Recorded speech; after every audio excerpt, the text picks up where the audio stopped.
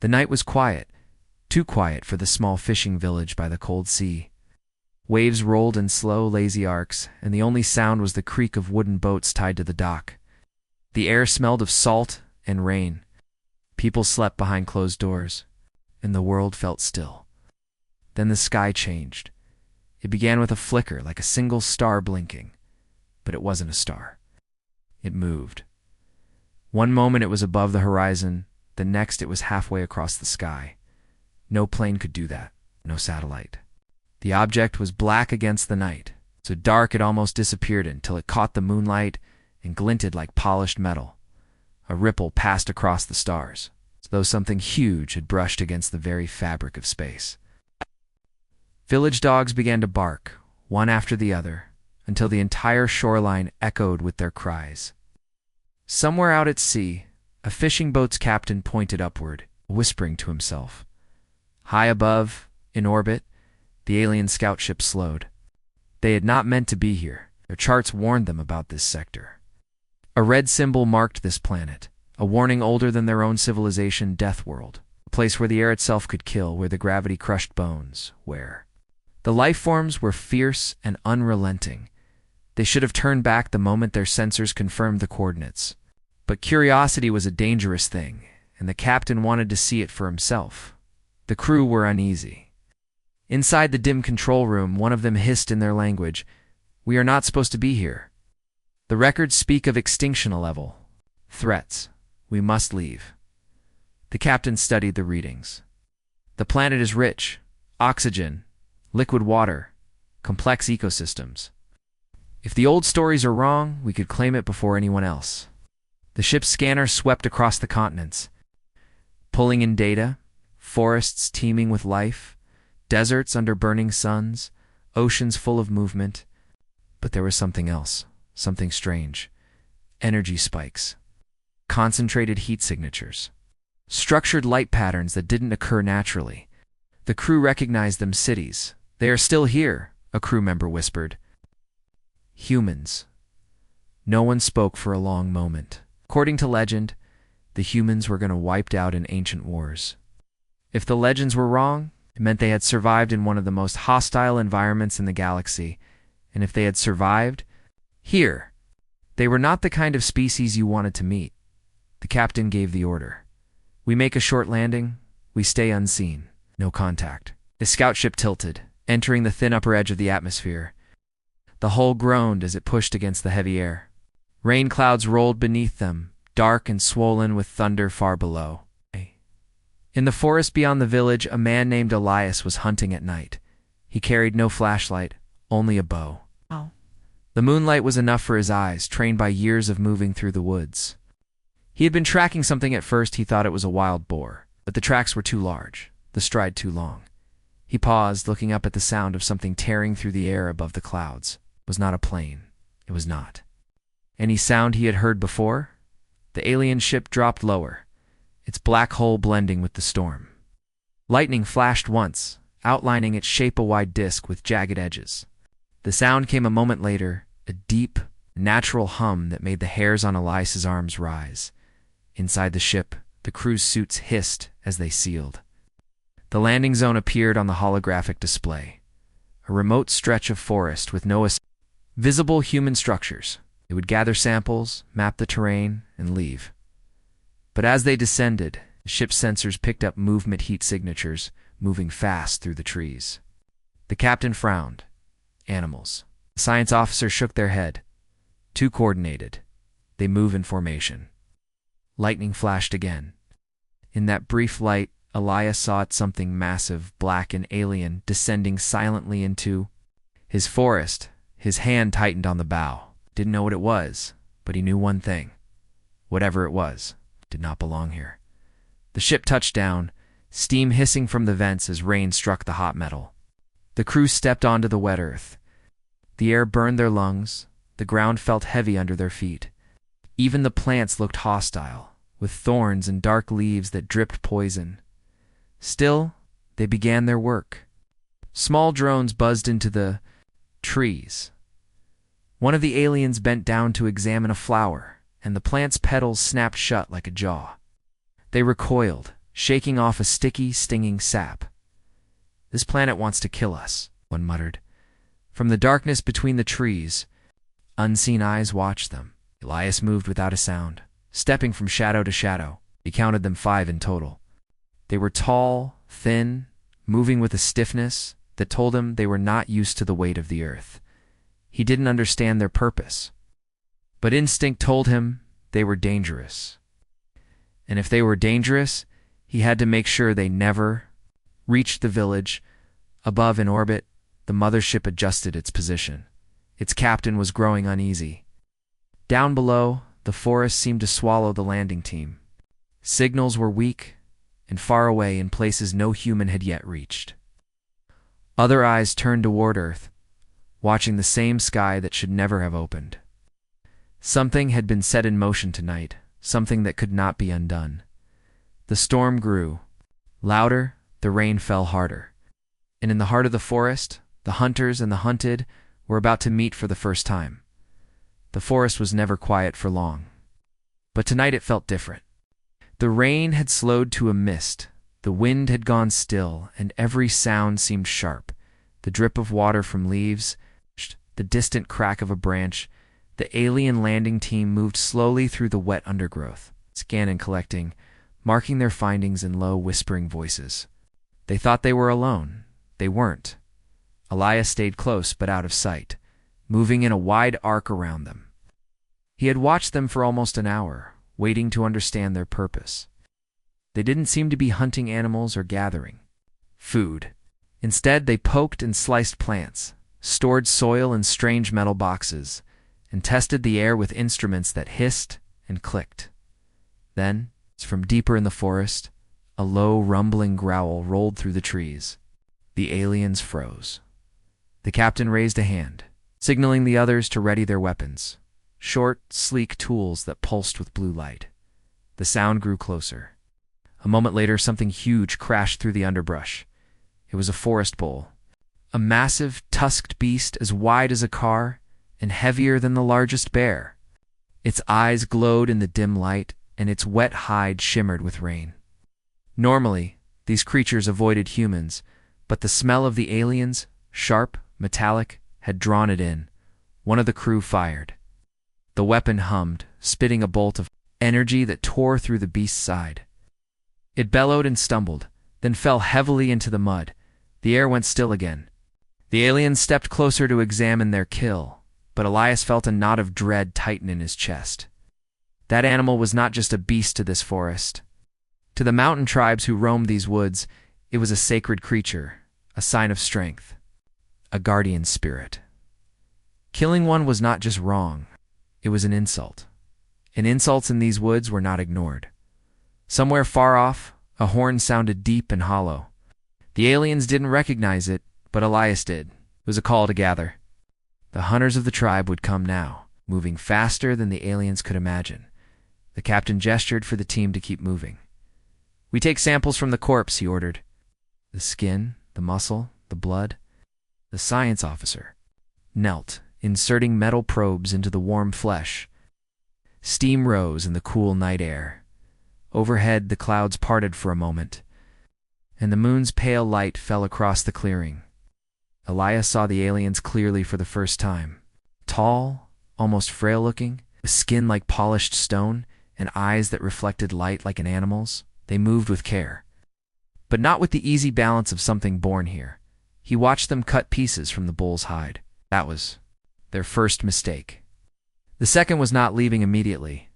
The horn sounded again, closer now. The aliens shifted, uneasy. One of them scanned the area, frowning at the readings. "Multiple heat signatures," they said in their own tongue, closing in from different directions. "Predators?" the captain asked. "No." Walking on. "2 legs." The captain paused, then ordered, "Return to the ship." Now, they turned back the way they had come, but the forest seemed different. The paths they had taken were gone, replaced by thick growth and tangled roots. The air felt heavier, the silence unnatural. The first arrow landed in the mud just ahead of them. It wasn't fired to hit, it was a warning. The aliens froze. They scanned again, but whatever was out there didn't show on their instruments. A second arrow came. this one closer, embedding in a tree. The shaft was carved from dark wood, the head tipped with black stone sharpened to a deadly edge. The captain motioned for weapons to be readied. Blue light flickered in the rain. Elias stayed hidden, watching. We knew the tribe's ways. Would surround their target before striking. These strangers had no idea how deep they were in now. Another horn blast shook the night, and shadows began to move between the trees.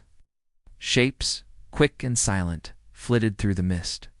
The aliens could feel it now. They were being hunted. Then the attack came. A spear flew from the darkness, grazing one alien's arm and spinning off into the brush. Arrows followed, hissing through the air, forcing the crew to scatter. Fired back, but the blue energy bolts lit up only empty spaces. The captain barked for retreat. The crew stumbled through the thick growth, weapons raised, scanning wildly. Da-da-da-da-da-da-da.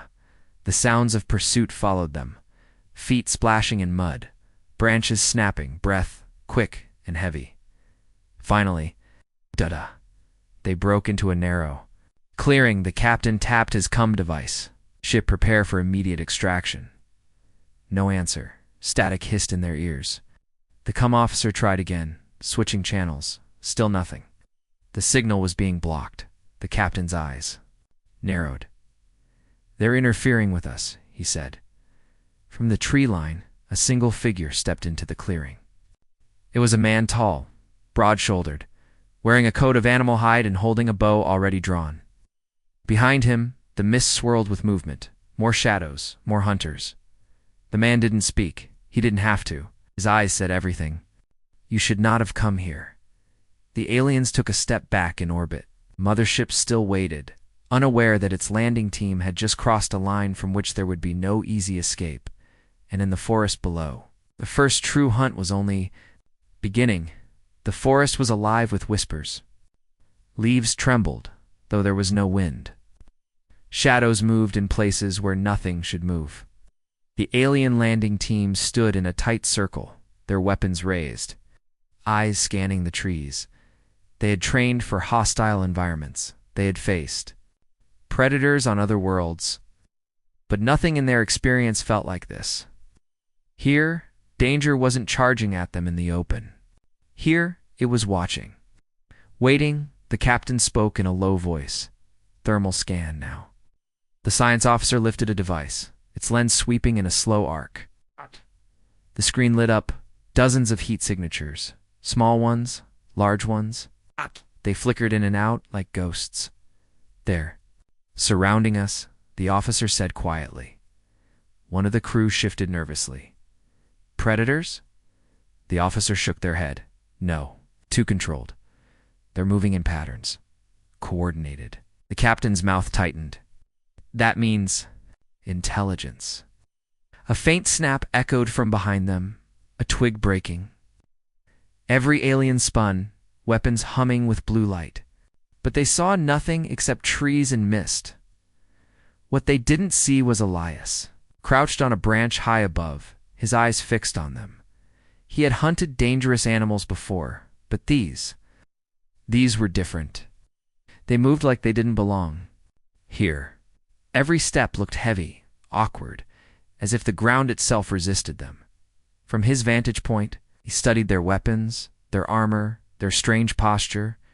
They were strong, but they didn't understand this place, and that made them prey. The aliens tried to move toward their ship's last known location, but the forest seemed to shift around them. Landmarks vanished. Familiar paths twisted into dead ends. Thick vines seemed to appear where there had been clear ground. One of the crew muttered in frustration. It's like the terrain is alive, another growled back, or we're being herded. The captain ignored them, focusing on the map projected from his wrist. But the map flickered, glitched, and finally went dark. The magnetic field here was scrambling their systems. Then came the first real sign that something was wrong. They found tracks, human tracks. It barefoot, light, deliberate. The prints were fresh, pressed deep into the mud leading ahead of them. The science officer crouched to study them. Local inhabitants. They'd been here minutes ago. Captain's jaw clenched. If they know where we are, we can't let them get to the ship first. But as they followed the tracks, they didn't notice the other set of prints. Behind them, the crew's nerves were unraveling. Every few steps, one of them would glance over a shoulder, certain they'd seen movement. The forest seemed to breathe deep, slow, and full of teeth. Hours passed, the mist thickened. The aliens were cold, wet, and exhausted. That was when the first one vanished. It happened without sound. One moment, a crew member was at the edge of the group, and next he was gone. No scream, no struggle, just empty space where he had been. The team spun in every direction. Weapons raised, eyes wide. Scan, the captain barked. The officer swept the device again. Single heat signature appeared behind them. Close. Too close. They turned, and for the first time they saw it. A human figure, half hidden by shadows, standing perfectly still. His face was painted with streaks of mud, his body wrapped in dark cloth that blended with the trees. He didn't move, didn't blink. Only his eyes caught the faint light, sharp, steady, and unafraid. The aliens froze. They had hunted animals before, but no prey had ever looked at them like that. It was not the gaze of something afraid. It was the gaze of a predator, sizing up its kill. The captain raised his weapon, but before he could fire, the figure melted. Back into the forest without a sound, the crew broke into uneasy whispers. "They're tracking us. Waiting," Captain growled. "Then we keep moving, we don't give them the chance." But the humans didn't need a chance. They were making one. Every path the aliens took was slowed by sudden obstacles fallen. Logs, thorned vines, deep patches of mud that clung to their boots. And always, just at the edge of vision, a flicker of movement. A shadow that was gone when they turned. The second disappearance came when they tried to cross a narrow stream. One crew member stepped onto a slick rock, and in a blur, something yanked him backward into the water. The current swallowed him, and he was gone. Panic rippled through the group.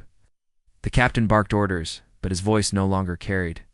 The same strength. By the time they reached a ridge, only 3 of the original 5 remained. They stopped to catch their breath, scanning the forest below. Then they saw them. Shapes. Dozens of them. Humans, moving through the trees in complete silence. Some crouched low, some high in the branches, bows drawn. And every single one had the same unblinking gaze. The aliens realized the truth in that moment. They had not stumbled upon a primitive species. They had stepped into the territory of apex predators who knew every root, every shadow, every sound of this world and those. Predators had no intention of letting them leave. From far above, hidden by clouds, the mothership still waited. But the forest below was already closing in. As if the earth itself wanted these intruders to disappear forever. Rain swept through the forest like a living wall, soaking everything in seconds. The alien landing team huddled beneath the thick canopy, their armor dripping, their weapons clutched tight. There were only 3 of them left now, and every shadow felt like it was watching. The captain's voice was low but sharp. "We move. We do not stop again until we reach the ship." They stepped back into the open, pushing through vines and tangled roots, but the forest did not welcome them.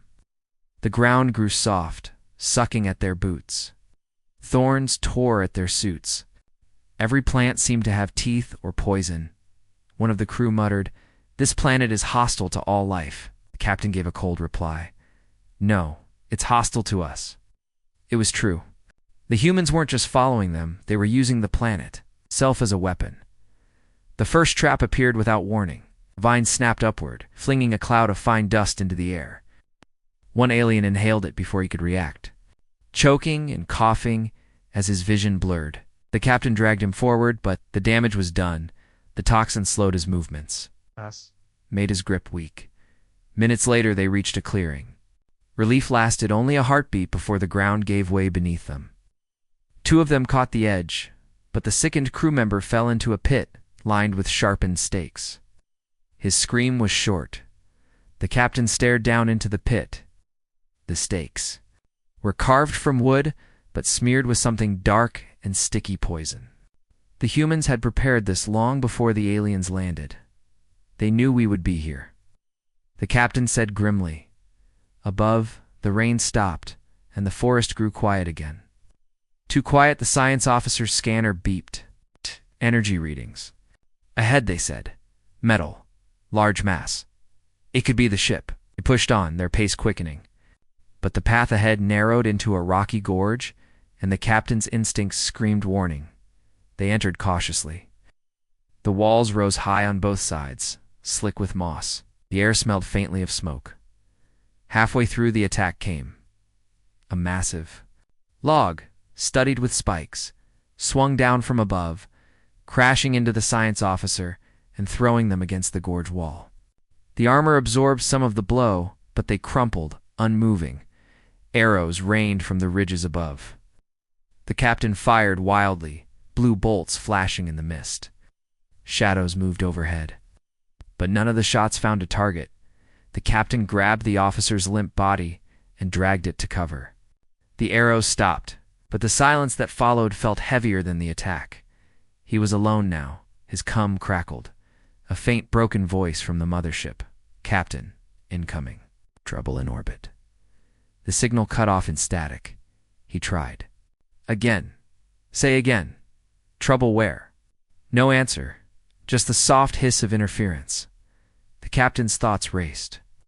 If the ship in orbit was under attack, then their escape route was shrinking fast. He needed to reach the landing craft before the humans or whoever else was up there destroyed it. But the forest had other plans.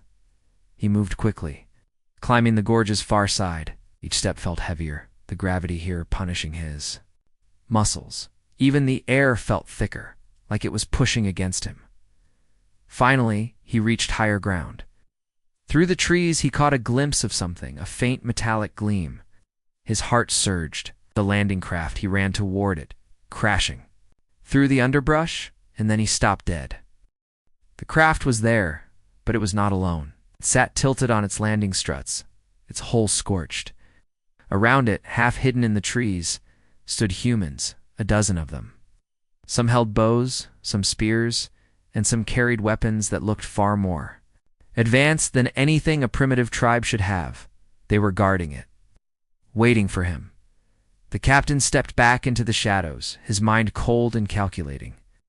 He had thought he was in control of this mission. He had thought humans were primitive survivors of a deadly world. But now, looking at the calm, silent way they stood, he understood the truth. The forest wasn't just killing him. Humans were shaping the fight, forcing him into traps, cutting off escape, using every venom, every thorn, every storm. The earth itself had become their ally. Somewhere above the clouds, the mothership still circled, but the captain knew that if he made a single mistake now, he would never see it again, and in the trees behind him, a branch creaked. Slowly he turned and found himself staring into a pair of human eyes. They were close enough to strike, and they were smiling. The captain didn't move. The human's eyes locked on his unblinking calm. Rain dripped from the leaves between them, each drop sounding far too loud in the silence. Then, with a slow step backward, the human melted into the trees. The captain spun, scanning in every direction. The forest seemed to lean closer. Every shadow thick with danger, could no longer tell if they were following him or leading him somewhere. He stayed low, moving through the underbrush with careful, silent steps. Every few paces he paused, listening, but the humans made no sound, not even the faint crunch of leaves. Back near the landing craft, they had been waiting for him openly. That meant one thing. They were confident he would come to them, whether he wanted to or not. He decided to change direction. If they expected him to approach the craft, he would go the other way, toward the high cliffs. From there, he could call the mothership directly, bypassing the interference from the ground. But as he moved deeper into the forest, he realized the terrain was changing. The ground rose sharply, forcing him toward narrow paths and natural choke points. Fallen logs blocked the easiest routes. Streams cut across his way, too wide to jump and too deep to wade without slowing. He stopped, breathing hard. steering him again. A faint sound reached him, the whistle of something slicing the air. He ducked instinctively, and a long spear thudded into the tree beside his head. He spun, weapon raised, but saw nothing. Then, from far off, came a single sharp whistle. It echoed through the forest, bouncing off trees and rock, impossible to pinpoint. Moments later he heard it again, but from a different direction. The captain realized it wasn't random. They were talking to each other, coordinating. Closing in, he pushed forward faster, no longer caring about stealth. The forest blurred around him. His armor was scratched, dented, caked in mud. The air felt thicker now, each breath heavier than the last. Another sound, not a whistle this time, but a rustle close. He turned and caught sight of movement high above. A figure leaped from one branch to another, almost flying through the canopy. The captain fired, blue light flashing through the trees, but the shot hit only bark. The figure was gone. A sudden sharp pain exploded in his shoulder. He staggered forward, looking down to see a long, thin dart embedded in his armor, the tip smoking slightly. The suit's sensors screamed warnings. Some kind of corrosive. It was eating into the outer layer. He ripped it free and tossed it aside. But the damage was done. His shoulder burned. His weapon felt heavier. The humans were wearing him down. Not by attacking all at once, but by making every step, every breath, a little harder. He stumbled into a clearing, scanning quickly. No movement. No sound except the distant drip of rain. Then the ground beneath him shifted. It wasn't dirt. It was a woven mat of vines and branches hidden under leaves. It gave way, and he fell. The drop was short, but the landing was brutal. The pit was lined with jagged rocks and sharpened stakes. His armor absorbed the worst of it, but pain shot up his leg. He looked down and saw one of the stakes had pierced the joint in his knee plate. He forced himself upright, biting back a cry. Above the circle of sky framed the pit. For a moment, it was empty. Then, one by one, faces appeared. Humans. Men, women, young, old. They looked down at him silently, their expressions unreadable. Some carried bows. Others held long knives, with blackened blades. One of them, a tall man with a scar running from jaw to ear, crouched at the edge. He looked the captain over slowly, then spoke a single word in a language the alien translator could not catch. The others nodded. Ropes were lowered into the pit, not to help him out, but to bring them in. The captain raised his weapon, but his hands were shaking now. His knee throbbed. His shoulder burned. He understood the truth at last. The humans weren't just hunters. They were patient hunters. And they had been closing this trap since the moment he set foot on their world.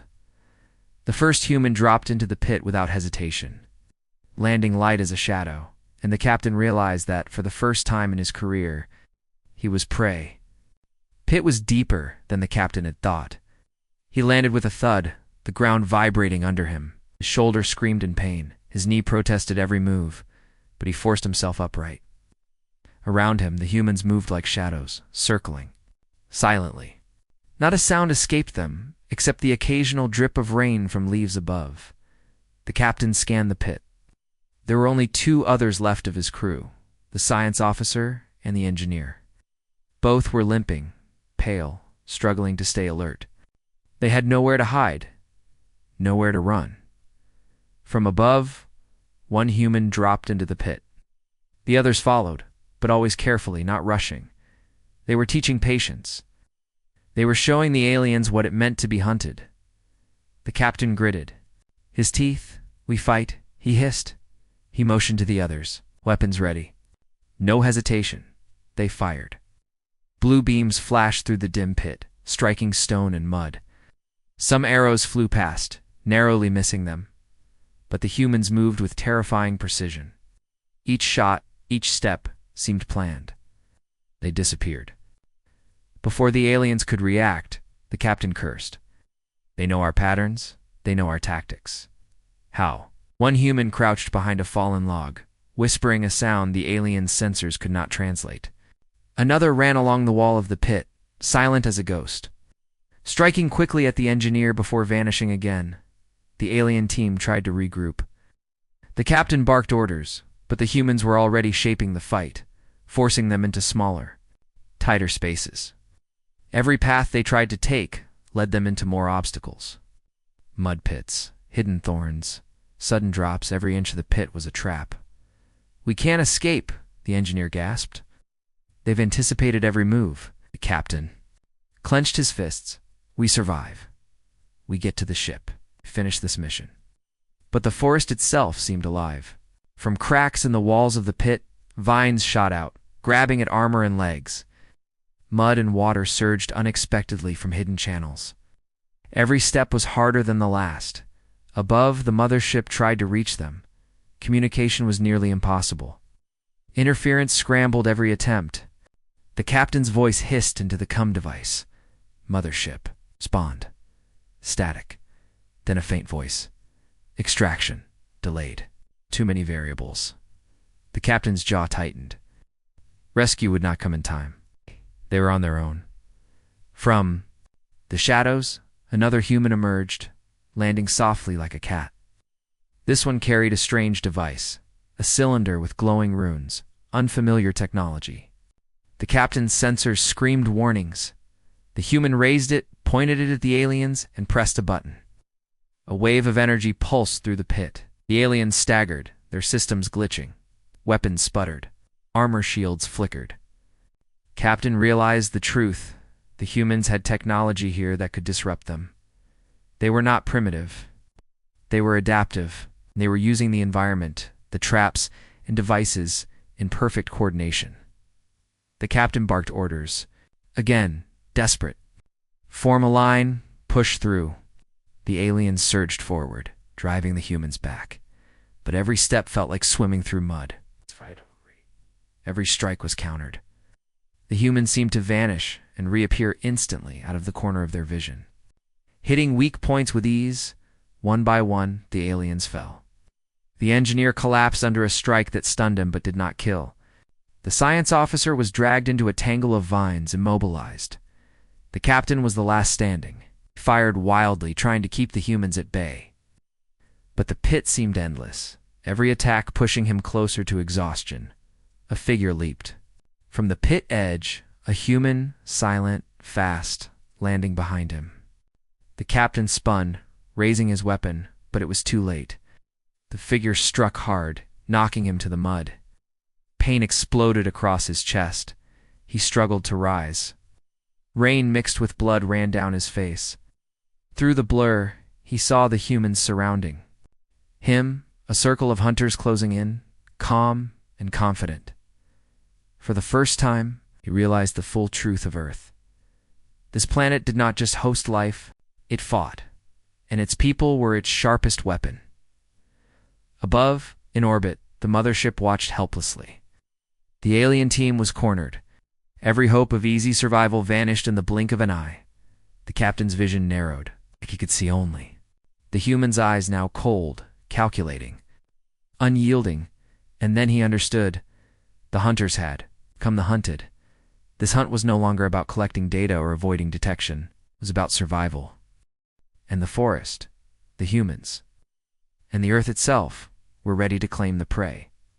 The captain braced himself, knowing that one mistake now would mean the end, not just for him, but for anyone who had dared to step onto this planet. The final hunt had begun. The captain crawled through the mud, every movement agony. Rain slicked his armor, and his systems kept warning him of malfunctions.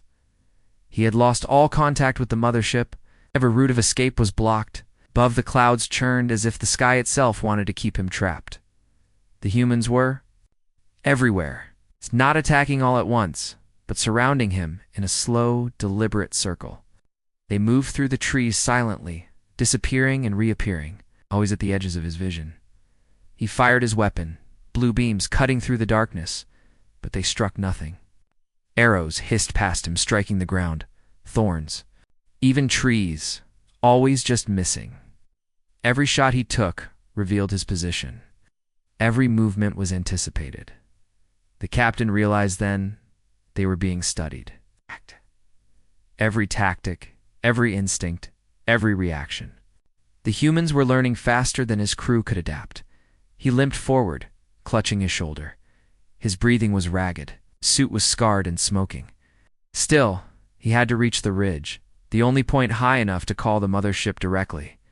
A sharp whistle split the air. The captain froze.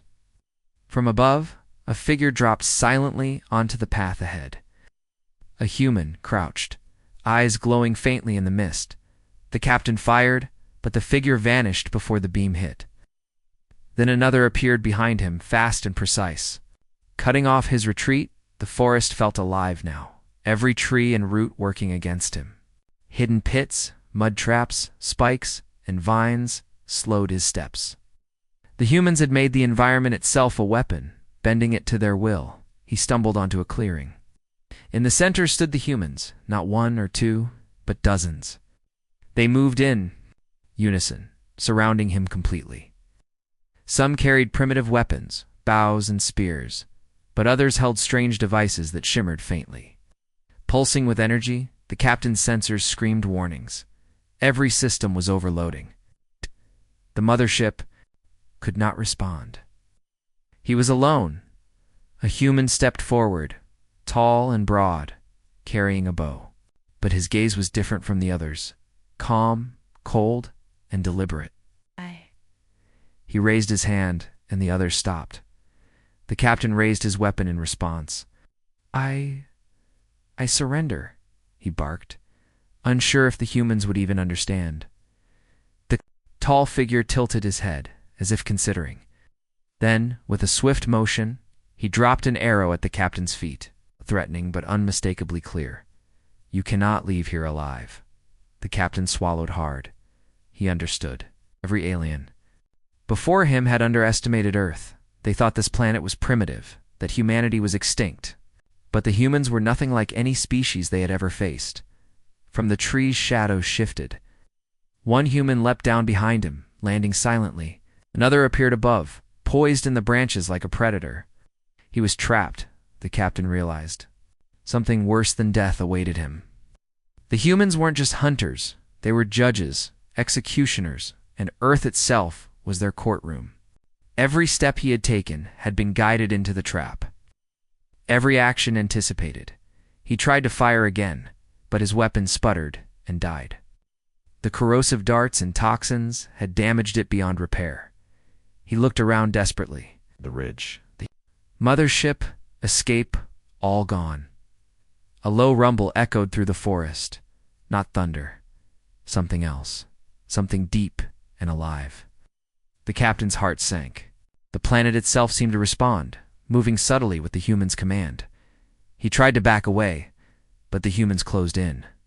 Silent, precise, unyielding. He raised his hands, knowing it would not save him. The tall figure in front spoke. A word in a language the captain could not understand. It was sharp, commanding, final. The others nodded. The captain felt a chill. He had survived many battles, many worlds, many enemies. But here on this Earth, he was not fighting soldiers. He was fighting humans, a species that had learned to survive where nothing else could. And he understood the final truth. Earth did not forgive. Earth did not negotiate. Earth hunted. The humans moved closer. Their eyes did not waver. Their movements were patient, calm, deadly. The captain realized there would be no escape. Above, the clouds parted slightly. Moonlight fell on the forest, but it illuminated no path. Only the humans, poised like shadows, waiting. The captain knew with absolute certainty that his first mistake had been landing here. Second mistake, underestimating humans. And now, the final mistake would be the last thing he ever made. The forest closed in. The hunters surrounded him completely. The Earth itself seemed to tighten around him, and for the first time in his life, the captain understood what it truly meant to be prey. He was alone. He was trapped. There was no escape. The captain dropped to his knees in the mud. Rain poured over him, soaking his armor, washing away the last traces of pride. He had led countless missions, faced countless enemies, but nothing had prepared him for this, The humans surrounded him completely. Not one step was free. Not one shadow safe. Their eyes gleamed faintly in the dark, unblinking, patient. Every muscle in his body screamed to fight, to run, to escape. But there was nowhere to go. A young human stepped forward, holding a spear tipped with dark, polished stone. He did not hesitate. He did not flinch. He was calm, confident, a predator through and through. The captain tried to rise, but his body betrayed him. His shoulder burned, his leg was weak, and his suit was damaged beyond repair. He had no weapons, no hope. From the edge of the clearing, another human appeared, older, taller, carrying a strange device that hummed faintly. The air around it shimmered. The captain could feel it, a wave of energy pulsing from the device, disrupting his systems. He stumbled, his armor flickering, shields failing. The humans did not speak. They did not need to. Their silence carried more weight than any weapon. The captain's eyes darted around, searching for a weakness, any opening. But every angle, every path, every shadow had been anticipated. They were trapped. One human moved closer, bow in hand, not aiming, but observing. Another crouched silently behind him, dagger poised. The circle tightened, slow and methodical. The captain thought of the mothership above. It's the one place that might have saved him. He tried to call, but the comms were dead. Interference on this planet was complete. Even technology, their advantage, on countless other worlds, failed here. He realized the truth, and it hit him like a storm. Earth was alive. It's not just the land, not just the forests, but the people, humans themselves, were extensions of it. Every tree, every stone, every path had been used against him. Every step he had taken had been guided into the trap. The young human with the spear stepped closer. Eyes locked on the captain. Slowly, deliberately, he raised the weapon. The captain swallowed hard. His mind raced, searching for any option. There was none. From the trees, shadows shifted. Others dropped silently to surround him further. The forest seemed to lean in, closing the space, guiding him into the final circle. He thought of the creatures he had hunted, the planets he had conquered. Nothing had ever felt like this. Not because the humans were stronger, faster, or more advanced. Because they understood something he never would, that survival was more than strength, more than weapons. It was patience, cunning, unity, and respect for the land they called home. A drop of rain ran down his cheek, mixing with sweat and mud. His breathing was ragged. The humans were calm, silent, perfect. He tried to move again. It's instinct, fear, desperation. But the humans anticipated every step. They adjusted, closing in. Above, the clouds shifted. Moonlight illuminated the clearing. He could see each human clearly now. Every face, every weapon, every step measured. He realized he had been outmatched the moment he set foot on this planet. The spear lowered slowly, deliberately aimed at his chest. He closed his eyes. The forest held its breath. The captain understood. In the final seconds, that Earth had not just defended itself. It had taught a lesson. Humanity had survived every threat, every invader, every attempt to conquer it. And those? Who underestimated it? Who thought humans extinct or weak had learned too late?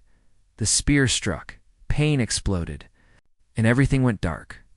The rain continued to fall, washing over the clearing, over the forest, over the silent forms of the humans standing vigilant. Above the sky that had opened to let the invaders land was now closed, hiding nothing. Earth had reclaimed itself. The hunters had triumphed, and the lesson was clear across the stars. Do not touch Earth. Do not underestimate humanity. Because even in the shadows, even in silence, humans waited, patient, deadly, unyielding. The mothership, in orbit, watched, powerless. The invasion had ended before it had even begun. And on the ground, the humans vanished silently back into the forest, leaving no trace, only the memory of a planet that would not be taken, and a species that refused to be broken. The Earth was theirs, always had been, always would be. The hunt was over. Humanity had won.